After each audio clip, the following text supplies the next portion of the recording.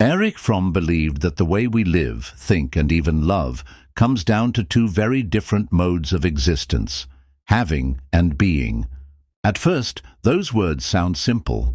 Having means to own, being means to exist.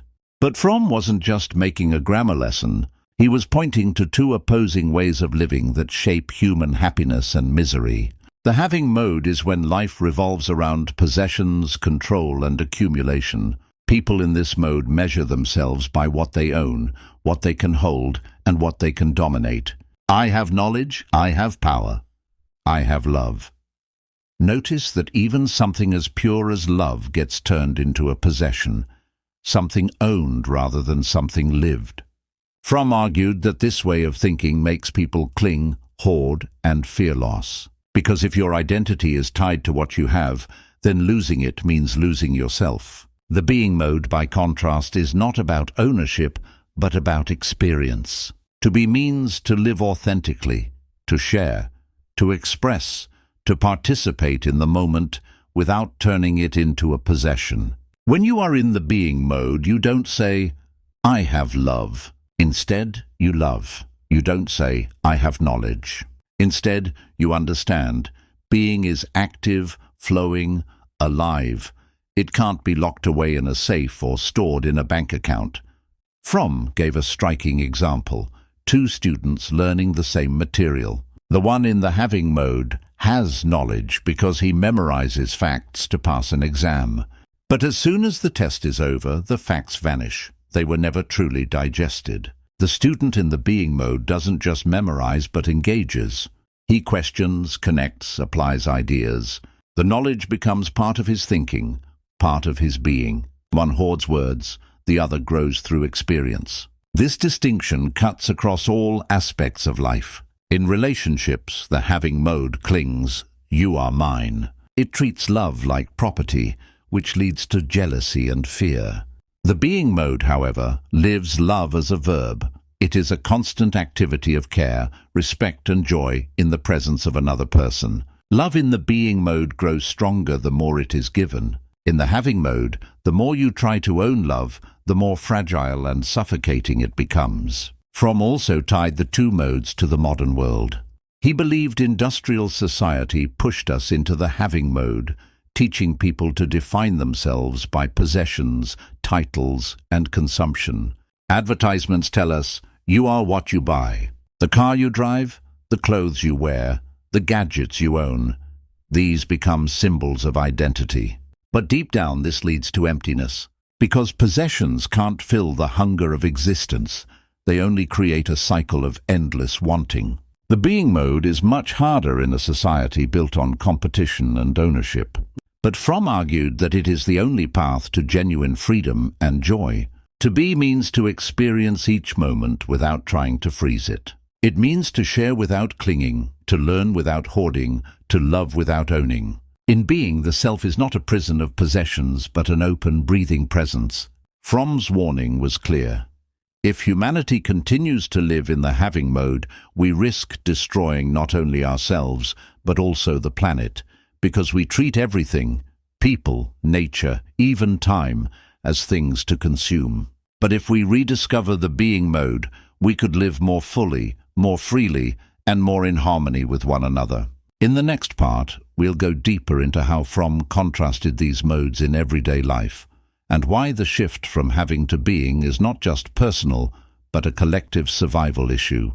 In the first part, we saw how Erich Fromm drew a line between two ways of living, having, which clings and possesses, and being, which experiences and expresses.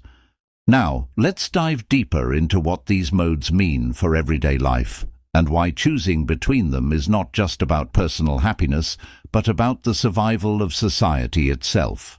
Fromm believed that the having mode creates an endless hunger. When identity is built on what you own, there is never enough.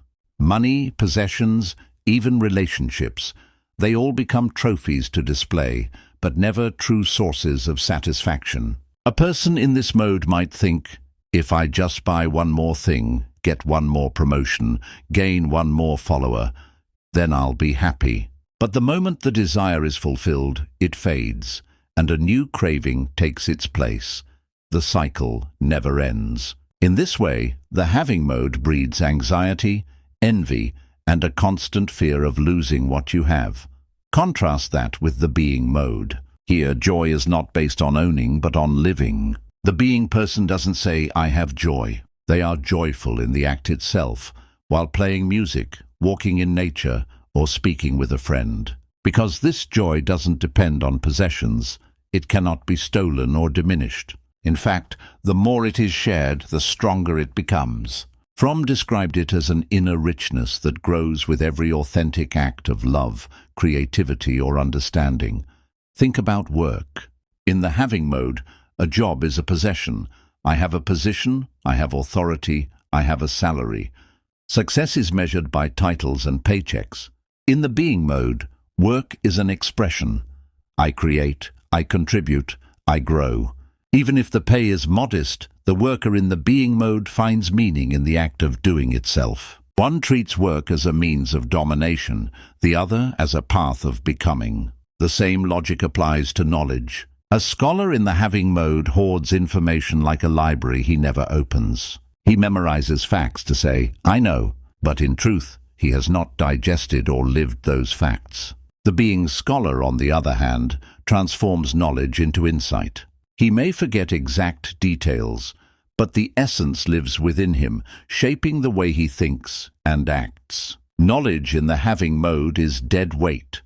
In the being mode, it is alive. Fromm also applied this to spirituality. In the having mode, religion becomes a possession. I have faith. I have the truth. It becomes rigid, something to defend, and often a weapon against others. In the being mode, spirituality is not about owning truth, but about living it. It is an ongoing process of wonder, compassion, and openness. Fromm saw this as the heart of all great teachings, not clinging to dogma, but being transformed through love and awareness. At a larger scale, Fromm warned that modern consumer society traps entire nations in the having mode. Economies are driven by the need to buy, own, and consume more. Advertising convinces us that happiness lies in products, but in reality, this system leaves people restless and empty because possessions can never satisfy the deeper hunger for meaning. It also damages the earth, as natural resources are treated as objects to be consumed without limit. Fromm argued that if humanity is to survive, it must shift collectively toward the being mode. This does not mean abandoning all possessions. We all need food, shelter, tools, but it means redefining life so that the core of existence is not measured by ownership, but by experience. The question changes from "what do I have?" to "who am I and how do I live?" He envisioned a society where work is creative rather than exploitative, where relationships are based on genuine care rather than control, and where knowledge and spirituality are lived rather than possessed. In such a society, people would still use things, but they would not be owned by them. Fromm admitted this transformation is not easy. It requires courage, because letting go of having feels like letting go of security.